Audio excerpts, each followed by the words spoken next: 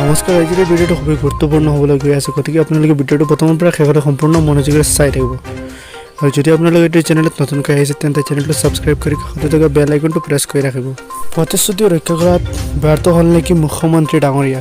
মুখ্যমন্ত্ৰী ডাঙৰীয়াই 2016 চনৰ নিৰ্বাচনত প্ৰতিশ্ৰুতি দিছিল যে অসমত বিজেপি চৰকাৰ জয়ী হ'লে 30 লাখ নিবনুৱা যুৱক যুৱতীৰ কৰ্মসংস্থাপনৰ পথ মুকলি কৰিব, বিদ্যালয় পাঠ্যক্ৰমৰ কাম সম্পূৰ্ণ কৰিব আৰু লগতে টেট শিক্ষকৰ চাকৰি নিয়মীয়া কৰিব। কিন্তু এতিয়ালৈকে দেখা যায় যে মুখ্যমন্ত্ৰী ডাঙৰীয়াই দিয়া বহুতো প্ৰতিশ্ৰুতি ৰক্ষা কৰিব পৰা নাই। তাৰে ভিতৰত 1 নম্বৰটো হৈছে বিদ্যালয় পাঠ্যক্ৰম। অসমৰ এক জ্বলন্ত সমস্যাটো হৈছে বিদ্যালয় পাঠ্যক্ৰমৰ সমস্যা। 25-30 বছৰ ধৰি বিনা বেতনেৰে শিক্ষকতা কৰি আহিছে যদিও আজিলৈকে বিদ্যালয় পাঠ্যক্ৰম হোৱা নাই, যাৰ ফলত শিক্ষকসকলৰ পৰিয়াল আৰ্থিক অনাটনত ভুগিবলগীয়া হৈছে। লগতে বহু শিক্ষকে আত্মহত্যা কৰিছে আৰু লগতে বেছি সংখ্যক শিক্ষকৰ বয়সো পাৰ হ'বলৈ ধৰিছে। গতিকে মুখ্যমন্ত্ৰী ডাঙৰীয়াৰ লগতে শিক্ষামন্ত্ৰী ডাঙৰীয়াক আমি সকলোৱে শিক্ষক সমাজৰ হৈ আপোনালোকৰ ওচৰত কাতৰভাৱে অনুৰোধ জনাওঁ যে অতি সোনকালে অসমৰ শিক্ষা বিভাগৰ সকলোবোৰ সমস্যা সমাধান কৰি নিজৰ প্ৰতিশ্ৰুতি ৰক্ষা কৰক। আৰু লগতে 2016 চনৰ নিৰ্বাচনৰ সময়ত কি কৈছিলে তাকো এবাৰ